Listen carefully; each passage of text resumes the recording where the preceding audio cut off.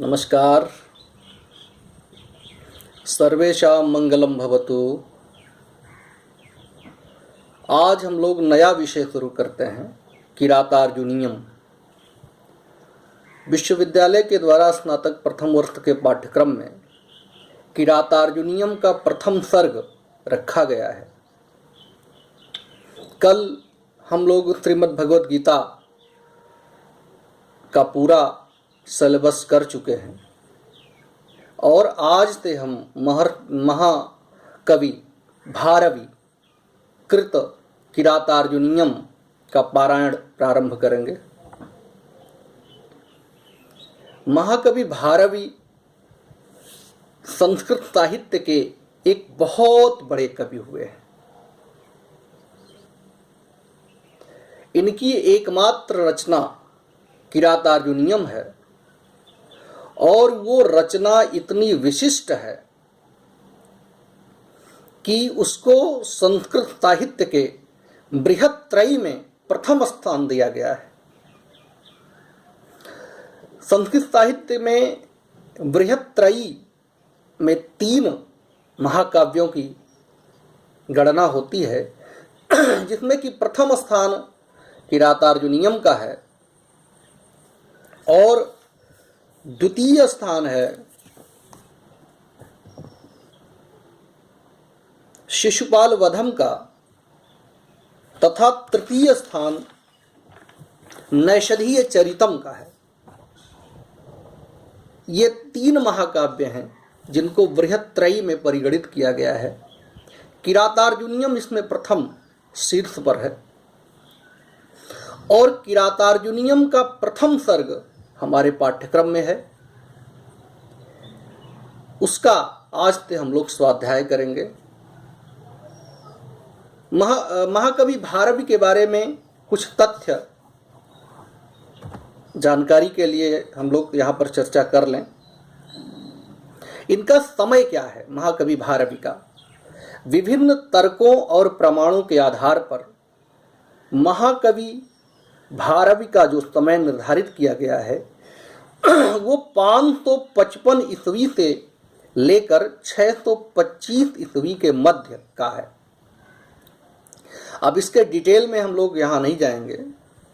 विभिन्न ऐतिहासिक साक्ष्यों के आधार पर तर्क वितर्क करते हुए, विभिन्न प्रमाणों के आधार पर विभिन्न साहित्यकारों, इतिहासकारों निश्रम करके एक अंतिम जो निर्णय दिया है वो यही है कि महाकवि भारवी का जो समय है वो 555 ईस्वी से 625 ईस्वी के मध्य माना जाना चाहिए। इसके अलावा महाकवि भारवी ने अपने बारे में तो बहुत ज़्यादा कहीं पर कुछ विवरण नहीं दिया है और ये हमारे संस्कृत कवियों का आप ये एक बहुत बड़ी विसंगति रही है कि उन्होंने स्वयं के बारे में कोई जानकारी नहीं दिया है। उन लोगों ने अपनी रचना के साथ तो न्याय किया, उन्होंने बहुत एक से बढ़कर एक रचनाएं दी समाज के लिए, साहित्य के लिए, जिसके कारण कि वो अमर भी हो गए। परंतु उन्होंने अपने बारे में कुछ बताना विशेष उचित नहीं समझा। इसके पीछे क्या कारण है, क्या नहीं है, ये तो हम नहीं कह सकते हैं, लेकिन हम लोगों को यही मान लेना चाहिए कि कहीं ना कहीं इसके पीछे उनकी निरहंकारिता हो सकती है कि वो आत्म श्लाघा नहीं किए, आत्म विवरण से बचते आए और कर्म पर विश्वास करते रहे। इसलिए हम कह सकते हैं वो निश्चित रूप से कर्मयोगी थे जो अपना कर्म करते रहे और उसका कोई यश उन्हें मिले या लोग उनको जाने या उनकी कीर्ति दिगंत तक पहुँचे, इसके लिए उन्होंने कभी चिंता नहीं की और शायद इसीलिए उन्होंने अपने बारे में बहुत जानकारी देना उचित नहीं समझा। बाद में इतिहासकारों ने, भाषा संस्कृत साहित्य के विद्वानों ने उन्हीं की रचनाओं में कुछ प्रमाणों को ढूंढकर कुछ तथ्यों को निकालकर आगे पीछे करके, कुछ घटनाओं से जोड़कर, इतिहास की कुछ घटनाओं से कयास लगाकर उनके काल का निर्धारण किया और थोड़ी बहुत उनके जीवन में जो कुछ जानकारी मिलती है उसको निकालने का प्रयास किया है। तो महाकवि भारवी का इसी तरीके से काल निर्धारण इतिहासकारों ने 555 ईस्वी से 625 के मध्य किया है। ये बात हो गई। दूसरी बात यह है कि महाकवि भारवी की एकमात्र रचना किरातार्जुनीयम है और ये इतनी विशिष्ट है कि ये बृहत्त्रयी में प्रथम शीर्ष स्थान पर परिगणित है और इस पर आचार्य मल्लिनाथ ने घंटापथ नाम की टीका लिखी है और ये टीका इस महाकाव्य को और विशिष्ट बना देती है क्योंकि ये टीका विद्वानों में अत्यंत लोकप्रिय है और इस एक टीका ने ही किरातार्जुनीयम को संस्कृत साहित्य में अमर बना दिया है। बाद के समय में किरातार्जुनीयम को समझने में इस टीका ने अपना बहुत महत्वपूर्ण स्थान बनाया है। इसके अलावा ये जो किरातार्जुनीयम महाकाव्य है, किरातार्जुनीयम शब्द की व्युत्पत्ति कैसे हुई इस पर जरा समझ लेने योग्य है। किरातश्च अर्जुनश्च इति किरातार्जुनौ, किरातश्च अर्जुनश्च इति किरातार्जुनौ, यहाँ पर द्वंद्व समास है। और तौ अधिकृत्य कृतम काव्यम इति किरातार्जुनीयम, उन्हें अधिकृत करके जो काव्य किया गया है वही किरातार्जुनीयम है। इसके अलावा व्याकरण की दृष्टि से भी और इसका जो व्युत्पत्ति है वो है कि किरातार्जुन इस द्वंद्व समास में पाणिनि के शिशु क्रंद यम सभ द्वंद्वेन्द्र जननादिभ्यश्च सूत्र द्वारा छ प्रत्यय किरातार्जुन धन छ यह रूप बनता है। फिर इस छ को आयनेयी नीयः फ ढ ख छ धाम प्रत्ययादि नाम इस सूत्र से ई आदेश होकर किरातार्जुनीय शब्द बनता है। और फिर राघव पांडवीयम इत्यादि महाकाव्यों के तर्ज पर किरातार्जुनीय शब्द किरातार्जुनीयम बन जाता है। इस तरीके से इस शब्द की व्युत्पत्ति होती है, निष्पन्न होती है। महाकवि भारवी की वाणी को आचार्य मल्लिनाथ ने नारिकेल फल संमितम कहा है। नारिकेल फल संमितम का क्या अर्थ है? बाहर से तो बड़ा मजबूत है, नारियल के फल के सदृश, बाहर से बहुत कठोर, लेकिन अंदर से रस गर्भ निर्भर है, अर्थात उसके अंदर पहुंचने पर रस ही रस है। ऐसा आचार्य मल्लिनाथ ने किरातार्जुनीयम के बारे में कहा है। किरातार्जुनीयम में कुल 18 सर्ग हैं और 18 सर्गों में कुल 1040 श्लोक हैं।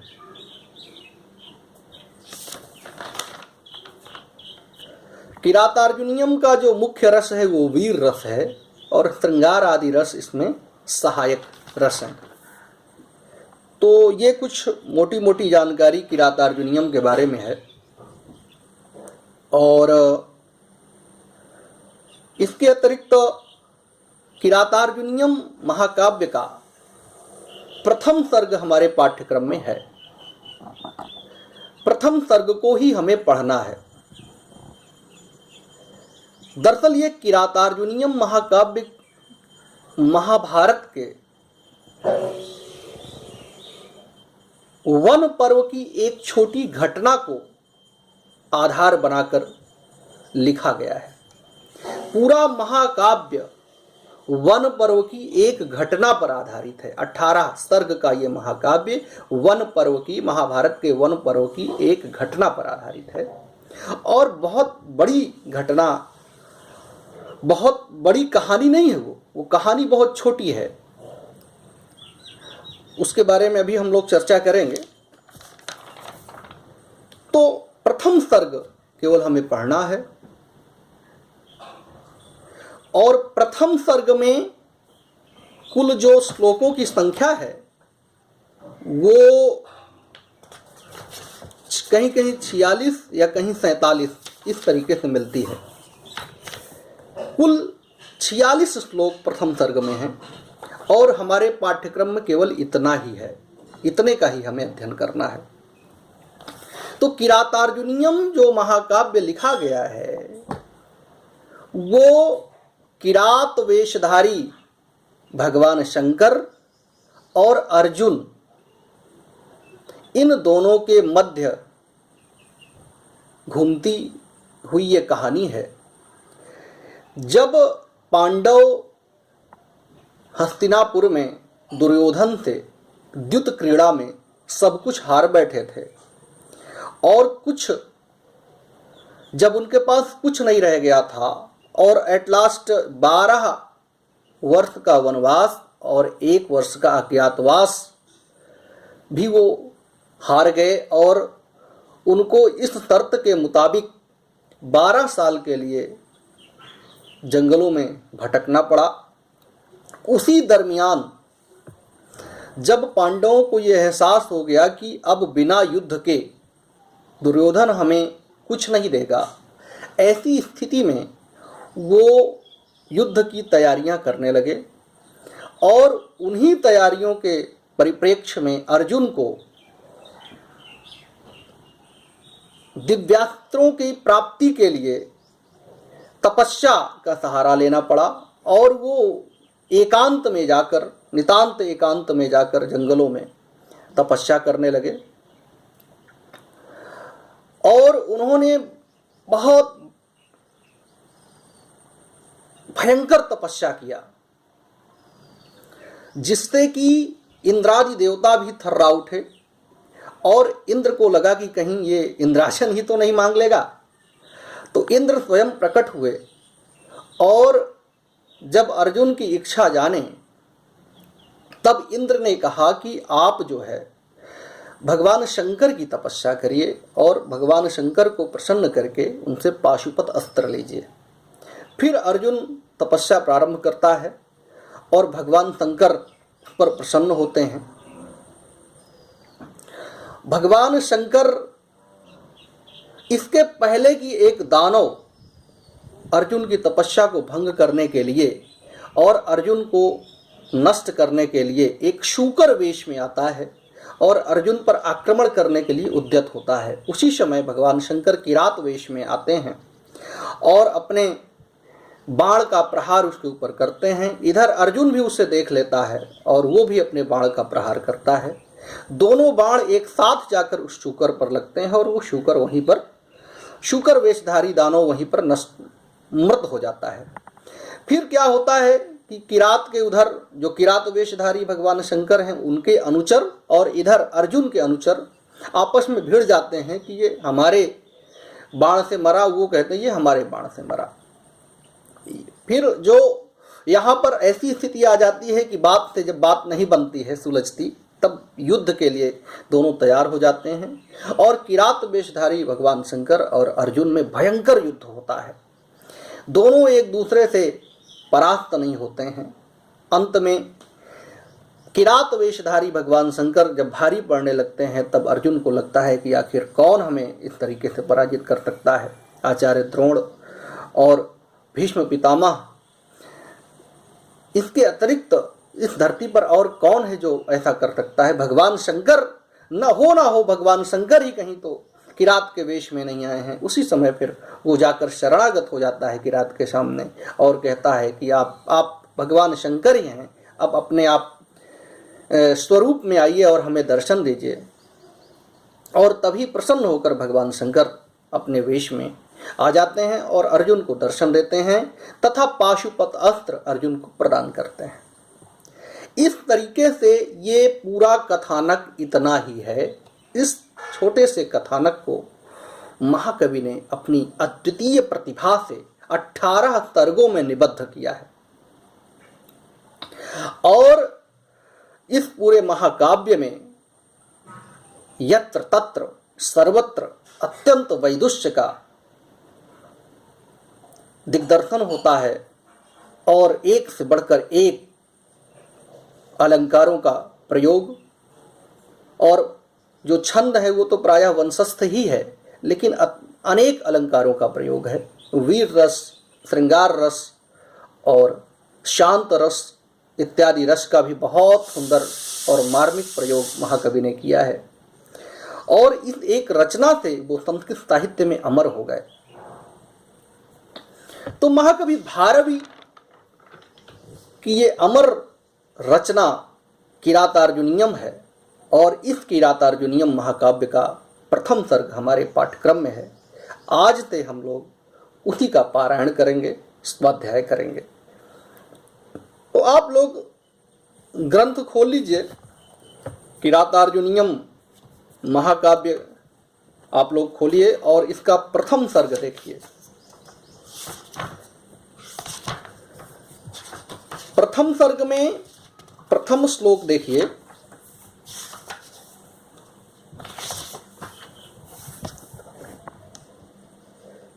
श्रियः कुरूणाम् अधिपस्य पालनीं प्रजाशु वृत्तिं यमयुं तवेदितुं सवर्णलिंगी विदितः समाययौ युधिष्ठिरं द्वैत वने वनेचरः। यहां से इस महाकाव्य का प्रारंभ होता है। प्रसंग ये है कि जब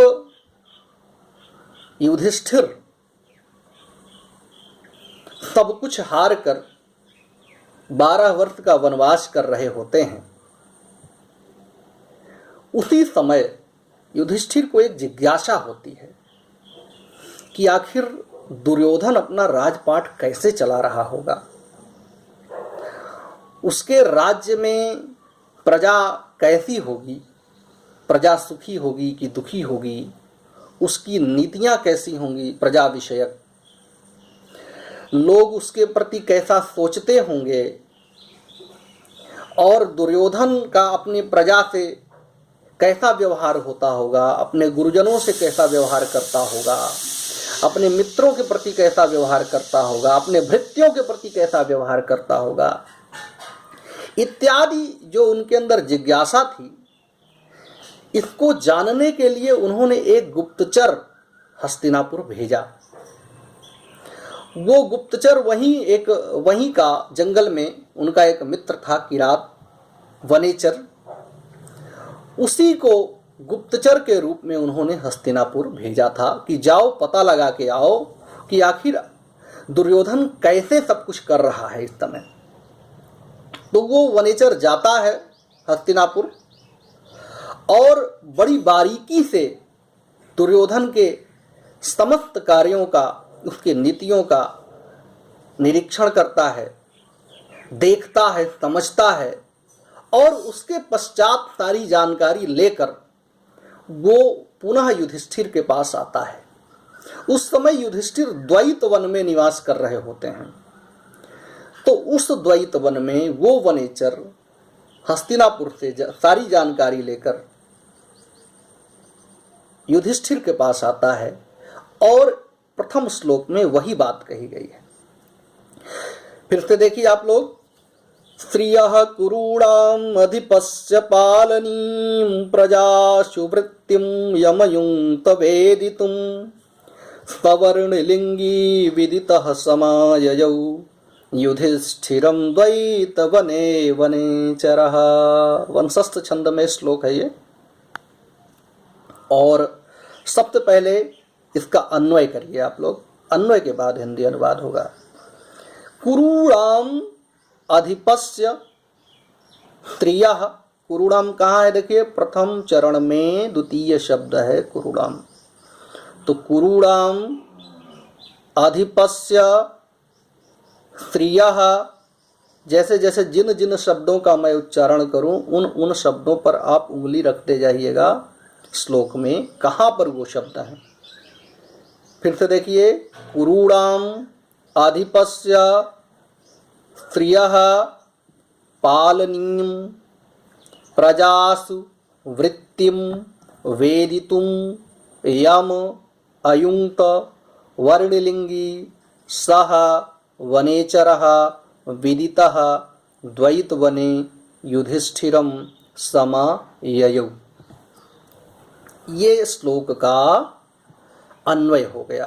अब एक एक शब्द का अर्थ देखिए। कुरूणाम अधिपस्य अर्थात कुरु प्रदेश के राजा की, अधिपस्य मतलब राजा की राजलक्ष्मी, स्त्रियः मतलब राजलक्ष्मी, पालनीयम संरक्षित करने वाले। फिर से देखिए, सबसे पहले है कुरूणाम अधिपस्य स्त्रियः पालनीयम। तो कुरूणाम मतलब कुरु प्रदेश की, स्त्रियः राजलक्ष्मी को, पालनीयम संरक्षित करने वाले, राजा दुर्योधन के। अधिपस्य, यहाँ पर अधिपस्य कौन है? राजा दुर्योधन। राजा दुर्योधन के प्रजासु वृत्तिम अर्थात प्रजा विषयक व्यवहार को, प्रजासु वृत्तिम अर्थात प्रजा विषयक व्यवहार को, वेदितुम अर्थात जानने के लिए, यम अर्थात यम मतलब जिसे, अयुक्त मतलब नियुक्त किया गया था, सह वह वर्णलिंगी ब्रह्मचारी वेशधारी, वनेचरः वनेचर, विदितः अर्थात समस्त जानकारी से युक्त, द्वैत वने द्वैत वन में, युधिष्ठिरम समाययु युधिष्ठिर के पास आया। ये है। फिर से एक बार देखिए एक एक शब्द का अर्थ। कुरूणाम अर्थात कुरु प्रदेश की, स्त्रियः राजलक्ष्मी को, पालनीयम संरक्षित करने वाले, अधिपस्य राजा दुर्योधन के, प्रजासु वृत्तिम प्रजा विषयक व्यवहार को, वेदितुम जानने के लिए, यम जिसको, अयुक्त नियुक्त किया गया था, वर्णलिंगी ब्रह्मचारी के वेश को धारण करने वाला, सह वनेचरः वह वनेचर, विदितः अर्थात जानकार सारी जानकारी लेकर, द्वैत वने द्वैत वन में, युधिष्ठिरम समाययौ युधिष्ठिर के पास आया। ये एक एक शब्द का अर्थ हो गया। अर्थात वो वनेचर जिसको महाराज युधिष्ठिर ने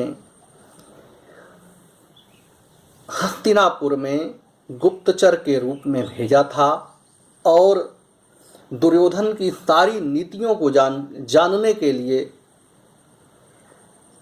जिस वनेचर को हस्तिनापुर में भेजा था, वो वनेचर वहाँ से सारा कुछ जानकर जानकारी लेकर द्वैत वन में युधिष्ठिर के पास आया।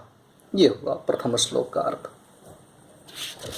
श्लोक देख लीजिए, वंशस्थ छंद में है और इसका उच्चारण एक बार फिर से देख लीजिए।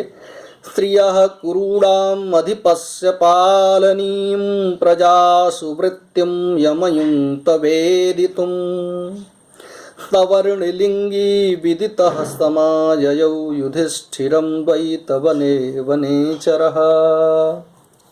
अब चलिए द्वितीय श्लोक देखिए, दूसरा श्लोक प्रथम सर्ग का।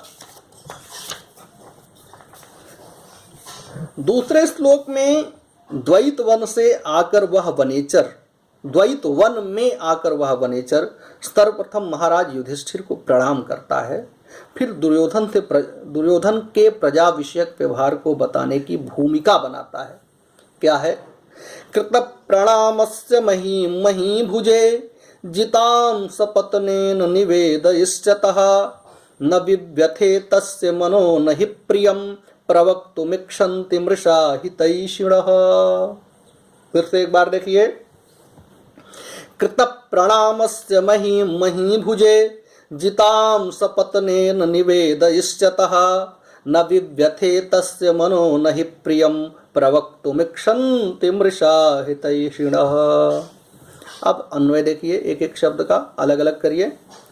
कृत प्रणामस्य सपत्नेन जितां महीं महीभुजे निवेदयिष्यतः तस्य मनः न विव्यथे हि हितैषिणः मृषा प्रियं वक्तुं न इच्छन्ति। अब इसका अर्थ देखिए, कृत प्रणामस्य अर्थात प्रणाम कर लेने वाले। किसको प्रणाम कर लेने वाले? महाराज युधिष्ठिर को प्रणाम कर लेने वाले। कौन? वनेचर। ये वनेचर का विशेषण है, प्रणाम कर लेने वाले। महाराज युधिष्ठिर को यहाँ अपने से इतना जोड़ना पड़ेगा, महाराज युधिष्ठिर को प्रणाम कर लेने वाले। कृत प्रणामस्य, इसका अर्थ ये हुआ। सपत्नेन,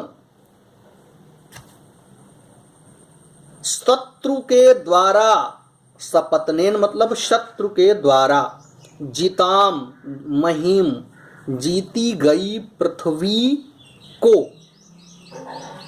सपत्नेन शत्रु के द्वारा, जिताम महीम जीती गई पृथ्वी को, महीभुजे निवेद इष्यतः, महीभुजे अर्थात महाराज युधिष्ठिर से, निवेद इष्यतः अर्थात निवेदन करने के लिए, उद्यत, निवेद इष्यतः निवेदन करने के लिए, उद्यत या निवेदन करने के लिए या निवेदन करते हुए, तस्य मनः उसका मन, किसका मन?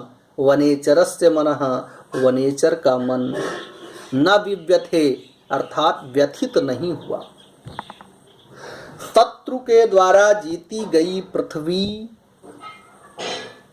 को महाराज युधिष्ठिर से निवेदन करते हुए, निवेद इष्यतः निवेदन करते हुए, तस्य मनः न विव्यथे उसका मन व्यथित नहीं हुआ। क्यों व्यथित नहीं हुआ? क्योंकि आगे बात कही गई है, ही माने क्योंकि, हितैषिणः हित चाहने वाला व्यक्ति, मृषा प्रियम प्रवक्तुम नैक्षन्ति। मृषा माने मिथ्या, प्रियम माने प्रिय, प्रवक्तुम माने बोलना, न माने नहीं, इच्छन्ति माने चाहता है या चाहते हैं। जो प्रिय बोलने, जो हित चाहने वाले होते हैं वो असत्य प्रिय नहीं बोलते हैं, मिथ्या प्रिय नहीं बोलते हैं। ये चौथी जो पंक्ति है श्लोक का, जो चतुर्थ चरण है, ये एक सूक्ति है। इसको आप लोग अंडरलाइन कर लीजिए, परीक्षा में पूछी जा सकती है। क्या है? प्रवक्तुमिच्छन्ति मृषा हितैषिणः।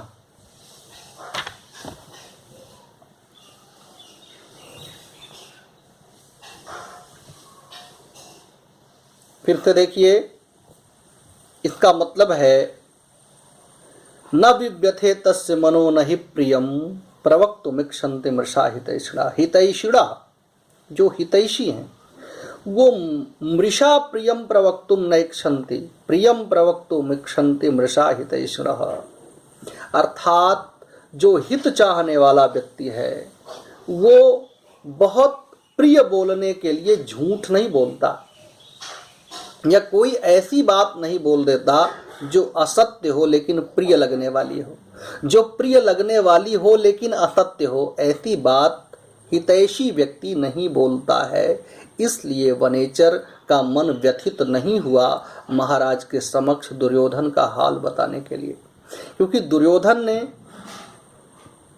पृथ्वी जीत ली थी, भले ही वो द्युत के द्वारा जीता हो, द्युत क्रीड़ा के द्वारा, और उसने गलत ढंग से, छल से महाराज युधिष्ठिर का राज्य जीत लिया था। और वहाँ पर वो कैसा शासन कर रहा था, ये सब कुछ जानकर जब वनेचर आया तो वनेचर महाराज युधिष्ठिर से युधिष्ठिर का हालचाल, वो दुर्योधन का हालचाल बताने में उसका मन व्यथित नहीं हुआ, क्योंकि आगे जो वो कहने वाला है उसमें दुर्योधन की तमाम प्रशंसाएं हैं। दुर्योधन इतनी अच्छी अच्छी चीजें कर रहा है अपने प्रजा के साथ, तो क्या है कि वनेचर को इस बात का डर नहीं लग रहा है कि कहीं महाराज युधिष्ठिर नाराज ना हो जाएं। जब हम दुर्योधन की प्रशंसा करें तो कहीं महाराज युधिष्ठिर नाराज ना हो जाएं। क्यों? क्योंकि वनेचर युधिष्ठिर का हितैषी है, इसलिए वो झूठ नहीं बोलेगा, वो जो भी बोलेगा सत्य बोलेगा। और सत्य बोलने के चक्कर में वो प्रिय ही बोले ऐसा जरूरी नहीं है, अप्रिय भी है तो भी वो महाराज से बताएगा। ये कहने का मतलब है कि जो हितैषी व्यक्ति होते हैं वो प्रिय वचन, केवल प्रिय वचन नहीं बोलना चाहते हैं, कम से कम असत्य प्रिय वचन तो नहीं ही बोलना चाहते हैं, वो सत्य बोलते हैं। अगर उनको थोड़ा सा अप्रिय भी बोलना पड़े तो भी वो बोलने से संकोच नहीं करते हैं। ये श्लोक का भाव है। एक बार फिर से आप देख लीजिए। कृत प्रणामस्य महीम महीभुजे जिताम सपत्नेन निवेद इष्यतः न विव्यथे तस्य मनो नहि प्रियम प्रवक्तुमिक्षन्ति मृषा हितैषिणः। कृत प्रणामस्य मतलब प्रणाम कर लेने के पश्चात, सपत्नेन मतलब शत्रु के द्वारा अर्थात दुर्योधन के द्वारा, जिताम महीम जीती गई पृथ्वी के समाचार को ब्रैकेट में, महीभुजे महाराज युधिष्ठिर के प्रति, निवेद इष्यतः कहते हुए, तस्य मनः उस वनेचर का मन, न विव्यथे व्यथित नहीं हुआ, ही क्योंकि, हितैषिणः हित चाहने वाला व्यक्ति, मृषा असत्य, प्रियम प्रिय, प्रवक्तुम बोलना, नैक्षन्ति नहीं चाहता, असत्य प्रिय बोलना नहीं चाहता। प्रिय तो बोलना चाहता है लेकिन असत्य प्रिय नहीं बोलना चाहता। ऐसा प्रिय नहीं बोलेगा कि उसको झूठ बोलना पड़े। ये श्लोक का भाव है। इस तरीके से ये दूसरा श्लोक होता है और हमें लग रहा है कि आज हम लोग यहीं तक रखते हैं। 2 श्लोक हो गए हैं। कल से हम लोग इसमें और तेजी लाएंगे और कल हम लोग तीसरे श्लोक का स्वाध्याय करेंगे। आज 2 श्लोकों को आप अच्छे से तैयार करिए। तैयार क्या, वहाँ तो कॉलेज में तो हमने इसको काफ़ी पढ़ा दिया था, हम लोग पढ़ चुके थे इसको। अब इसको एक तरीके से हम लोग दोहरा रहे हैं, तो इसको आप लोग अच्छे से दोहराइए और जहाँ जो समझ में ना आए उसको फ़ोन करके आप पूछ सकते हैं। व्हाट्सएप ग्रुप पे जो बात होती है वहाँ पर आप पूछ सकते हैं और एक एक शब्द का अच्छे से अर्थ देखिए। जिसका जो अर्थ क्लियर ना हो उस पर चर्चा जरूर करिए। संभव हो तो श्लोकों को याद भी करिए। ठीक है, धन्यवाद।